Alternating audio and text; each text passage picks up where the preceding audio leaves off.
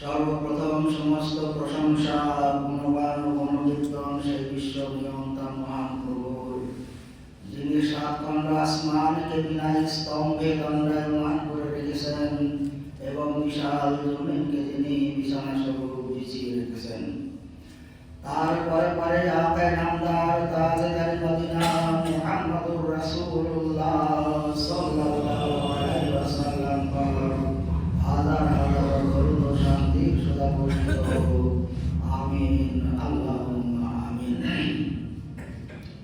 আমি সূরা হুজরাতের 10 নম্বর আয়াত পাঠ করেছি। সেই আয়াতকে সামনে রেখে সংক্ষিপ্ত আলোচনা রাখব ইনশাআল্লাহ।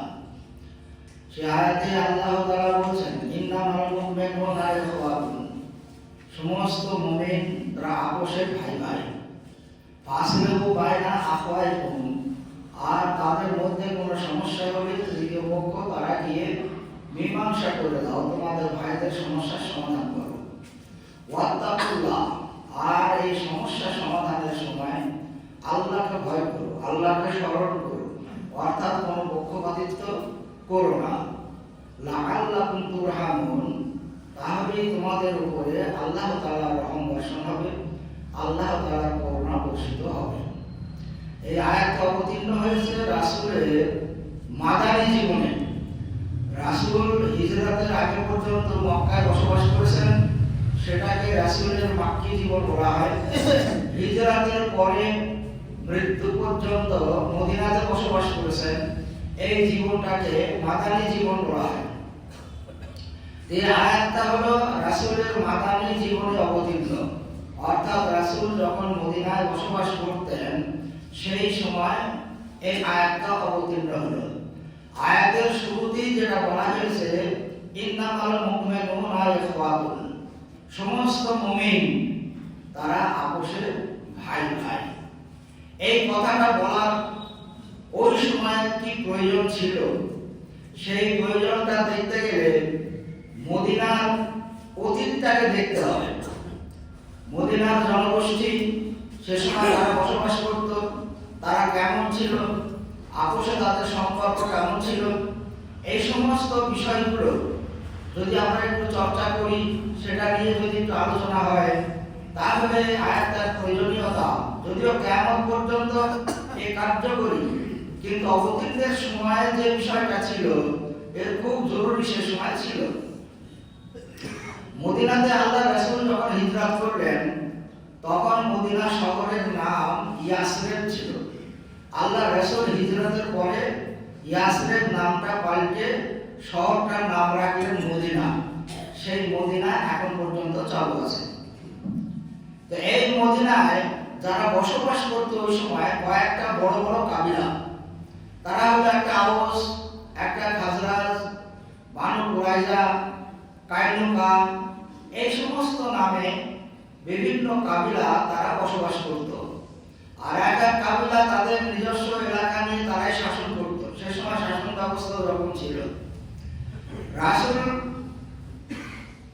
রাসূলের যখন জন্ম হলো 570 খ্রিস্টাব্দে, তো রাসূলের জন্মের প্রায় 300 বছর আগে, বলা হচ্ছে দ্বিতীয় খ্রিস্টাব্দে, দ্বিতীয় শতাব্দীতে মদিনাতে বসবাসের জন্য ইয়ামান থেকে দুটো গোষ্ঠী ওখানে আসে। ইয়ামানে একটা অতীত থেকে এক জনগোষ্ঠী বসবাস করত, তাদের নাম ছিল কাহাতান। কাহাতান নামে এক জনগোষ্ঠী ইয়ামানে বসবাস করত। সেই ইয়ামান থেকে দ্বিতীয় শতাব্দীতে আওস এবং খাজরাজ এই কাবিলা মদিনাতে এসে বসবাস করতে শুরু করে। আস্তে আস্তে তাদের লোকজন এখানে দিনের পর দিন আসে, সংখ্যা ওদের বৃদ্ধি হয়। শেষ পর্যন্ত যে 5-6টা কাবিলা হিজরতের সময় ছিল মদিনাতে,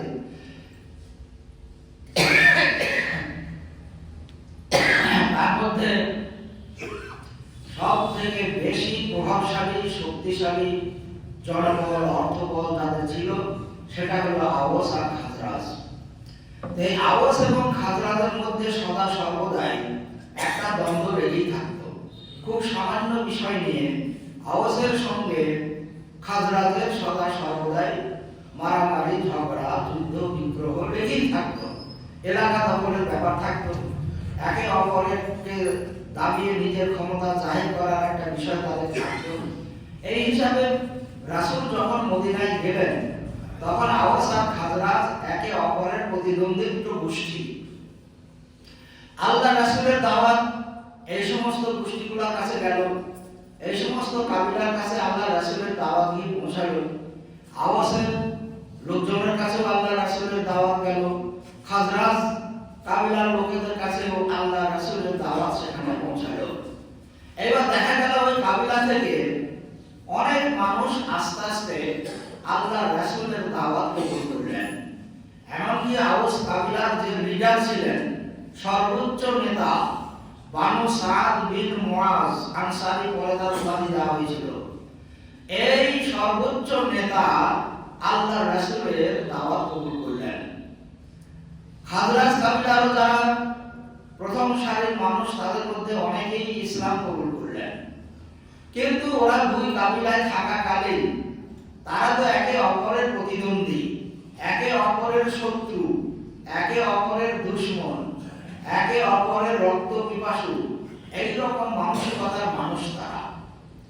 এবার যখন ইসলাম কবুল করলেন, ইসলাম কবুল করার পরে দেখা গেল ইসলামের সূত্রে তারা রাসূলের বৈঠকে একসঙ্গে তাদেরকে অবস্থান করতে হচ্ছে, আল্লাহ রাসূলের সঙ্গে জামাতে একসঙ্গে তাদেরকে নামাজ পড়তে হচ্ছে, ইসলামের অন্যান্য কাজগুলো তাদেরকে একই সঙ্গে করতে হচ্ছে। তো আল্লাহ রাসূল তাদের যে ইসলাম তাদের সামনে পেশ করেছেন, এই ইসলাম তারা গ্রহণ করার পরে অতীতটা তাদেরকে ভুলে যাওয়ার বিষয় আছে। তাই আল্লাহ তাআলা এখানে বলেছেন কুল্লু মুমিনিন ইখওয়াতুন, যারা মুমিন, আল্লাহর প্রতি যারা ঈমান এনেছে, আল্লাহ রাসূলের প্রতি যারা ঈমান এনেছে, তারা হলো মুমিন। ফলে প্রত্যেকটা মুমিন একে অপরের ভাই ভাই, সে আওস কাবিলার হোক আর খাজরাজ কাবিলার হোক, চাই অন্যান্য কাবিলার লোক হোক, তারা সকলেই আপোষে কিন্তু ভাই ভাই। ভাইয়ের সূত্রটা কি? ইসলাম। তারা সবাই মুসলমান। অর্থাৎ যারা ইসলাম কবুল করেছে তাদের অতীতের যে আওয়াজ কাবিলার যে ভালোবাসা, আওয়াজ কাবিলার প্রতি তাদের যে মহাব্বত, খাজরাজ কাবিলার প্রতি তাদের যে ভালোবাসা, খাজরাজ কাবিলার প্রতি তাদের যে মহাব্বত, সেগুলাকে সব ভুলে যেতে হবে। এখন তাদের স্মৃতিতে আমরা মুসলমান, আল্লাহর প্রতি আমরা ঈমান এনেছি, আল্লাহ রাসূলের প্রতি ঈমান এনেছি, এটাই আমাদের মূল স্রোত। এই জায়গাতে তাদেরকে দাঁড়াতে হবে। তাই আল্লাহ তাআলা বললেন কুল্লু মুমিনিন ইখওয়াতুন, যারা ঈমান নিয়ে এসেছে, যারা আল্লাহ রাসূলের প্রতি ঈমান এনেছে, আল্লাহর প্রতি যারা ঈমান এনেছে, ইসলাম যারা কবুল করেছে, তারা সকলেই আপোষের ভাই ভাই। তাদের মধ্যে গুরুত্ব নেই, সে আওস কাবিলার হোক, খাজরাজ কাবিলার হোক, বানু কুরাইজার হোক, কাইনুকা কাবিলার হোক, যে কোনো কাবিলার তারা হোক না কেন, যখন ইসলাম কবুল করলো তাদের একটাই দিন, একটাই রাস্তা, সিরাতাল মুস্তাকিম, সেই পথেই তাদেরকে চলতে হবে। আর অতীতের যে দ্বন্দ্ব, অতীতের যে শত্রুতাই, অতীতের যে মারামারি হানাহানি তোমরা করেছো, সে সমস্ত গুলা ভুলে যেতে হবে কাবিলার নামে। তাই আল্লাহ যখন বললেন কুল্লু মুমিনিন ইখওয়াতুন, সমস্ত মুমিন আপোষে ভাই ভাই, আর কেউ আওয়াস নেই, আর কেউ খাজরাজ নেই, আর কেউ কুরাইজা নেই, আর কেউ কাইনুকা নেই, আর কেউ বানু নাজির নেই। তো সমস্ত কাবিলার সূত্র তোমরা ভুলে যাও, এখন একটাই সূত্র হলো, সেটা হলো ইসলাম। তো তারা আপোষে তাই ছিল। এমন ভাবে আল্লাহ তাআলার এই কথা তাদের ভিতরে কার্যকরী হলো যে তারা একে অপরকে নিজের ভাইয়ের মতো করে তারা দেখতে শুরু করলো। অতীত তাদের হারিয়ে গেল। এখন এই মতো অবস্থায় মদিনায় তাদের বসবাস, এই সমস্ত মুসলমানরাই তখন আদি, অর্থাৎ আল্লাহ রাসূলের 300 বছর আগে থেকে ওরা বাস করছে মদিনায়। ইসলাম কবুল করার পরে মদিনার তারাই হলো আদি মানুষ এবং তারাই মুসলমান, তারা ঈমান নিয়ে এসেছিল। এমত অবস্থায় মক্কা থেকে, মক্কার যে সমস্ত ঈমানদার লোকেরা ছিল, আল্লাহ রাসূল হিজরতের পরে তারা মদিনাতে হিজরত করতে শুরু করলো। যেহেতু আল্লাহ রাসূল মদিনায় এসেছেন, তাই মক্কা থেকে ঈমানদার লোকেরা তারা তাদের আবাসভূমি ত্যাগ করেছে, তাদের অর্থ সম্পদ সবকিছু তারা ত্যাগ করেছে।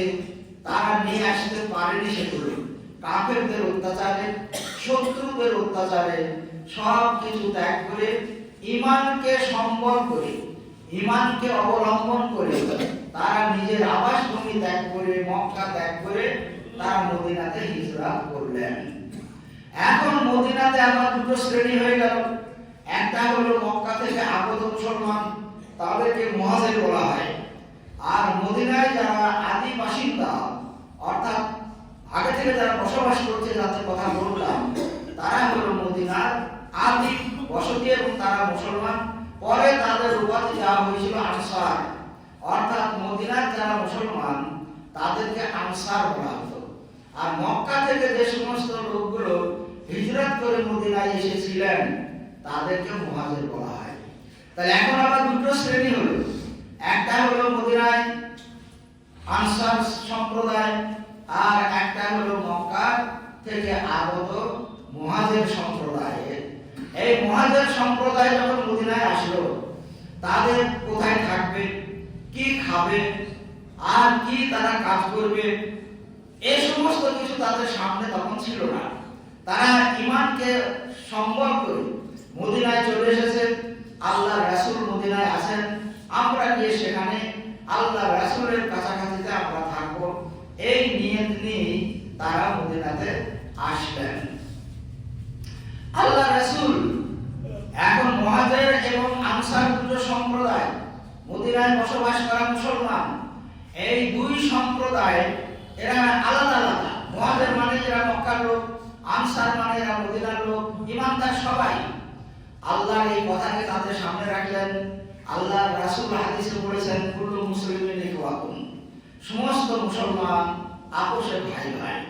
আল্লাহ তাআলা বলেছেন, সমস্ত মুমিন আপোষে ভাই ভাই। তো আনসারদেরকে আল্লাহ রাসূল বললেন, দেখো তোমাদের পাশে মক্কা থেকে আগত যে সমস্ত হিজরতকারীরা, যারা হিজরত করে ঈমানকে সামনে রেখে মদিনায় এসেছেন, তারা তোমাদের ভাই, ঈমানি ভাই, দিদি ভাই, ধর্মীয় ভাই। সেই ভাইদেরকে তোমরা একটু দেখাশোনা করো, তাদের সুবিধা অসুবিধা সেগুলো তোমরা একটু লক্ষ্য করবা, যাতে তারা খুব অসুবিধার সম্মুখীন না হয়, খুব অসুবিধা যেন তাদের না পড়ে। তো মদিনার এই আনসার, এই মুসলমানগুলা যারা অতীতে আওয়াসের অধীনে থেকে, খাজরাজ কাবিলার অধীনে থেকে যারা মারামারি হানাহানিতে সদা অভ্যস্ত, তারা ইসলাম কবুল করে সমস্ত অতীত ভুলে গেছে। তারা আপোষে মদিনার সমস্ত আনসার মানুষ আপোষে তারা ভাই ভাই হিসাবে বসবাস করছে। ইতিমধ্যে মক্কার লোকগুলো এসে গেল, এরা তো ইহুদি মুসলমান, বাইরে থেকে আগত।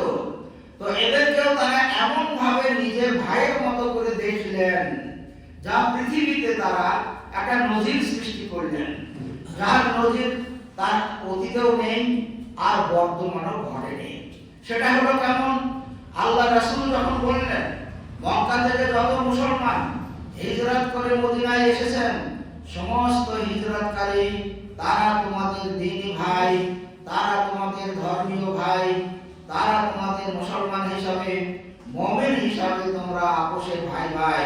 তোমরা ভাইয়ের মতো করে তাদেরকে একটু দেখো, যেন তাদের কোনো অসুবিধা না হয়। তখন সেই মদিনার আনসাররা রাসূলের এই কথা এত গুরুত্ব দিলেন যে তাদের সুবিধা অসুবিধা সমস্ত কিছু নিজেদের মধ্যে আলোচনা করে তারা ঠিক করলেন যে ওদের একটা ব্যবস্থা আমাদের করতে হবে। আমরা যেভাবে জীবনযাপন করছি, আমাদের যেভাবে চলাফেরা আছে, ওদেরকেও তার সঙ্গে যুক্ত করে নিতে হবে। কিন্তু কেমন করে যুক্ত করব? তাদের জমি জায়গা নেই, তাদের সংসার নেই, তাদের অর্থ উপার্জন করার কোনো রাস্তা নেই বর্তমানে।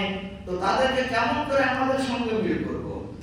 তো এরা বসে ঠিক করলো, আমরা তো কিছু 5 বিঘে 10 বিঘে জমির মালিক, যে যেমন জমির মালিক যে যেমন সংসারের মালিক, সমস্ত সংসারে আমরা একজন করে মুহাজিরকে আমাদের ভাই হিসাবে গ্রহণ করব। এবার আদি বাসিন্দার থেকে তো মুহাজিরদের সংখ্যা কম, বাইরে থেকে এসেছে তাদের সংখ্যা কম ছিল। আমরা সকলেই আমাদের একজন করে মুহাজিরকে ভাই হিসাবে আমরা গ্রহণ করব। আর ভাই হিসাবে যে সংসারে আমাদের ট্রিটমেন্ট করতে হয়, ভাই হিসাবে যেমন সংসারে দুই ভাইয়ের অংশ থাকে, আমরা সেইভাবে অংশ ওদেরকে দেব। আনসাররা সেইভাবে সেই মানুষগুলো যাদের অতীত আমি বলি না, হানাহানিতে যাদের অতীত কেটেছে, ইসলাম কবুল করার পরে এত শান্ত প্রিয়, এত সঠিক সিদ্ধান্ত আল্লাহর ওয়াস্তে তারা নিতে পেরেছে যে তারা মুহাজিরগুলোকে আপোষে তারা ভাগ করে দিল। এক একজন এক একটা মুহাজিরকে বলল, তোমরা, তুমি আমার ভাই, আমার 5 বিঘে জমি আছে, তুমি অর্ধেক লাও, দিয়ে তুমি সেটা চাষ করো, আমি অর্ধেক চাষ করবো, তুমি অর্ধেক চাষ করো, আমার সম্পদ যা আছে তা তোমাকে আমি অর্ধেক দেব, তুমি সেইগুলো নিয়ে জীবনযাপন করো। এমনকি মক্কায়, আরবে এখনো একাধিক স্ত্রী রাখার সিস্টেম আছে, তখনও ছিল। এইবার যারা সংসার ছেড়ে একা একা চলে এসেছে মদিনায়, তাদেরকে বলা হলো, আমার 2জন কি 3জন স্ত্রী আছে, ওর মধ্যে তুমি যেটাকে চাইবে তুমি বলো, আমি তাদেরকে তালাক দিয়ে সিস্টেম অনুযায়ী তোমার সঙ্গে বিবাহের ব্যবস্থা করে দেব, যাতে তুমি এই মদিনার বুকে সংসার করে একটা জীবন যাপন করতে পারো আমাদের মতো। এইভাবে আনসার লোকেরা এই কুল্লু মুমিনিন ইখওয়াতুলের ভিত্তিতে তারা এমন ভাবে ভাই হিসাবে গ্রহণ করলো যে তাদের দুই জায়গার ভাগ পর্যন্ত ভাই হিসাবে তাদেরকে অর্ধেক দিয়ে দিল, ভাই হিসাবে যতটা পাওনা ততটা তাদেরকে দিল। আর অন্যান্য সম্পদ, চাষ করতে গেলে তো কিছু অর্থ লাগবে, তো সেই সমস্ত অর্থ তাদের যার কাছে যাচ্ছিল সে ঠিক সেইভাবে তাদেরকে ভাগ করে দিয়ে দিল। এমনকি স্ত্রী পর্যন্ত ওইভাবে তারা দিয়ে তাদের সংসার করার ব্যবস্থা আনসাররা করে দিল, মদিনার আদিবাসী তারা করলো। এই কাজের জন্য আল্লাহর রাসূল মদিনার সেই মুসলমানগুলোর উপাধি দিলেন আনসার, অর্থাৎ তারা হলো সাহায্যকারী। এই সাহায্যকারী হিসাবে সারা দুনিয়ায় তার আগে অতীতেও এরকম নজির কখনো ছিল না যা আনসাররা ঘটিয়েছে, এবং তারপরেও আজ পর্যন্ত ওই রকম সাহায্যের নজির পৃথিবীতে কোথাও নেই। তাই আল্লাহর রাসূল তাদের উপাধি দিলেন যে মদিনার যারা আদি মুসলমান, যারা এখানে আগে থেকে ইসলাম কবুল করেছে, সেই সমস্ত মুসলমানগুলোর উপাধি হলো আনসার। আর মক্কা থেকে যারা হিজরত করে এসেছে তারা হলো মুহাজির। তাই মুহাজির আর আনসার এই দুটো শ্রেণী হলো মদিনায় তখনকার দেখার মতো দুটো শ্রেণী। এরাও কুল্লু মুমিনিন ইখওয়াতুন, প্রত্যেকটা মুমিন আপোষে ভাই ভাই। এই সম্পর্কে তারা মুহাজির হিসাবে আর দেখতো না, আনসার হিসাবে দেখতো না, তারা সবাই সবাইকে নিজেদের ভাই হিসাবে দেখলো। এবার যখন সংখ্যা, সংসারের সংখ্যা, বাড়িঘরের সংখ্যা, মানুষের সংখ্যা যখন বৃদ্ধি পেতে লাগলো, তখন আপোষে বসবাস করতে গেলে নানান সময় নানান মানুষের সঙ্গে সাংসারিক সমস্যা হতে পারে, চলাফেরার ভিতর দিয়ে কোনো সমস্যা হতে পারে। এই ধরনের নানান সমস্যায় মানুষের সংখ্যা তত বাড়বে, সমস্যার সংখ্যাও তত বাড়বে। সেজন্য কুল্লু মুমিনিন ইখওয়াতুনের পরে আল্লাহ তাআলা বলে দিলেন, ফাসলিহু বাইনা আখওয়াইকুম, তোমাদের ভাইদের মধ্যে যদি কোনো সমস্যা হয়, কোনো সমস্যার সৃষ্টি হয়, কোনো গন্ডগোলের সৃষ্টি হয়, কোনো ঝামেলার যদি সৃষ্টি হয়, তাহলে তোমরা তোমাদের সেই দুই ভাইয়ের সমস্যাকে তোমরা গিয়ে মীমাংসা করে দিও। এখানে দুই ব্যক্তির সমস্যা মীমাংসা করতে বলেননি, দুজন মানুষের সমস্যা মীমাংসা করো তা আল্লাহ বলেননি। ওই মুহাজির আর আনসারদের ভিতরে সমস্যা হলে তোমরা মিটে দাও, মুহাজিরের সমস্যা হলে তোমরা মিটাও, আনসারের সমস্যা হলে তোমরা মিটাও, এ কথা আল্লাহ বলেননি। আল্লাহ এমন একটা কথা বললেন, খুব হৃদয় দিয়ে সেটা বোঝার দরকার, যে ফাসলিহু বাইনা আখওয়াইকুম, তোমরা তোমাদের দুই ভাইয়ের সমস্যা মেটাও। চামসার থেকে লাভ নাই, মুহাজির থেকে লাভ নাই, কে আগে আওয়াজের লোক ছিল, খাজরাজের লোক ছিল, তা দেখে লাভ নাই। এখন তোমরা সব আপোষে ভাই, দুই ভাইয়ের সমস্যা হয়েছে, তোমরা তৃতীয় পক্ষ গিয়ে তোমাদের সেই দুই ভাইয়ের সমস্যাকে সমাধান করো। কিন্তু মনে রেখো, ফাত্তাকুল্লাহ, আল্লাহকে ভয় করো, আল্লাহকে স্মরণ করো। তার মানে মীমাংসা করতে গিয়ে পক্ষপাতিত্ব করো না, পট টানাটানি করো না। আমি আনসারের লোক, আনসারের লোকটার দিকে একটু পাইয়ে দিই, এ চিন্তা ভাবনা করে না। বিচার তোমাকে ন্যায্য করতে হবে, ফয়সালা ন্যায্য করতে হবে আল্লাহর ওয়াস্তে। সেই জন্য আল্লাহ তাআলা স্মরণ করিয়ে দিলেন ফাত্তাকুল্লাহ, আল্লাহকে ভয় করো, আল্লাহকে সামনে রেখে দুই ভাইয়ের সমস্যা তোমরা সমাধান করো। তাহলে কি হবে? লাআল্লাকুম তুরহামুন, তাহলে তোমাদের উপরে আল্লাহ তাআলার করুণা বর্ষিত হবে, আল্লাহ তাআলার রহম বর্ষণ হবে, তোমাদের সমাজে শান্তি বিরাজ থাকবে, আল্লাহ তাআলার করুণা সেই সমাজে বর্ষণ হবে। এইগুলা তোমরা লক্ষ্য করো। এই নানান কারণে নানান শ্রেণীর মানুষ মদিনায় তখন বসবাসরত অবস্থায় হয়ে গেলেন। এক আওয়াজ থেকে আসা, খাজরাজ থেকে আসা, মক্কা থেকে আসা সমস্ত মানুষগুলোকে আল্লাহ তাআলা এক ছোটে বেঁধে দিলেন যে প্রত্যেকটা মুমিন তোমরা আপোষে ভাই ভাই, অতীত ভুলে যাও। এখন তোমরা ইসলাম কবুল করেছো, আল্লাহর প্রতি ঈমান এনেছো, আল্লাহ রাসূলের প্রতি ঈমান এনেছো, এই সূত্রে তোমরা আপোষে ভাই ভাই, ভাইকে ভাইয়ের মতো তোমরা দেখবে। এই জন্যই ওই সময় এই আয়াতটি অবতীর্ণ হওয়ার খুব প্রাসঙ্গিকতা ছিল। এটা কেমন পর্যন্ত কার্যকারী। তখন তো সারা দুনিয়ায় এরকম মুসলমান ছিল না, শুধু আরবি সীমাবদ্ধ। যে সময় আয়াতটা অবতীর্ণ হয়েছে, এখন সারা দুনিয়ায় বিভিন্ন দেশের মানুষ এখন মুসলমান। তো সারা দুনিয়ার জন্য এই আয়াতটা কার্যকরী, যে সারা দুনিয়ার মুসলমান ঈমানের সূত্রে, ধর্মের সূত্রে, ইসলামের সূত্রে তারা আপোষে ভাই ভাই, একে অপরকে ভাইয়ের মতোই দেখবে। কোন মুসলমান কোন মুসলমানের ক্ষতি করবে না, নির্যাতন করবে না, ঠকাবে না, প্রতারণা করবে না, এই সমস্ত গুলো তোমরা লক্ষ্য করবে।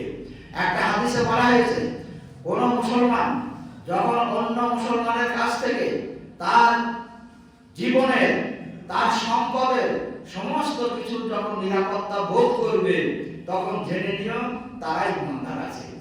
ফলে ঈমানদার লোকের কাছ থেকে যে আমাকে ঠকাবে, প্রতারণা করবে, এই আশা করতে পারে না। যদি এরকম হয়, জানতে হবে তার ঈমান নাই, সে মুসলমান নয়। আমরা যদিও তাকে মনে করছি।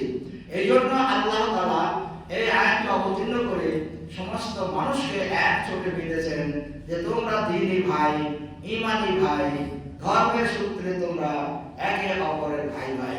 তো আল্লাহ তাআলা আমাদেরকে সেই তৌফিক দান করুক, আমরা যাতে এক মুসলমান আর এক মুসলমানকে ভাইয়ের মতো আমরা দেখতে পারি আন্তরিকভাবে, এবং ভাইয়ের মতো যাতে আমরা তার ব্যবস্থা সবকিছু আমরা করতে পারি। সেই তৌফিক আল্লাহ তাআলা আমাদেরকে দান করুক। আগামী জুমাতে শাবি মিরাজ সম্পর্কে আলোচনা হবে। এটা রজব মাস চলছে, আজকে 16 তারিখ। রজব মাসের 27 তারিখে আল্লাহ রাসূল এই পৃথিবী থেকে মিরাজে গিয়েছিলেন। যে মিরাজের কথা আমরা শুনি, সেই মিরাজে গিয়েছিলেন, সেটা আগামী শুক্রবারের পরের সপ্তাহে পড়বে। সেই জন্য শাবে মিরাজ সম্পর্কে আগামী জুমাতে ইনশাআল্লাহ আলোচনা হবে। তারপরে আজকের খুতবার বাকি অংশ তারপরে জুমা থেকে আবার হবে। তো আল্লাহ তাআলা আমাদেরকে সেই তৌফিক দান করুক, আমরা সকলেই যেন ভাই ভাইয়ের মতো আমরা বসবাস করতে পারি।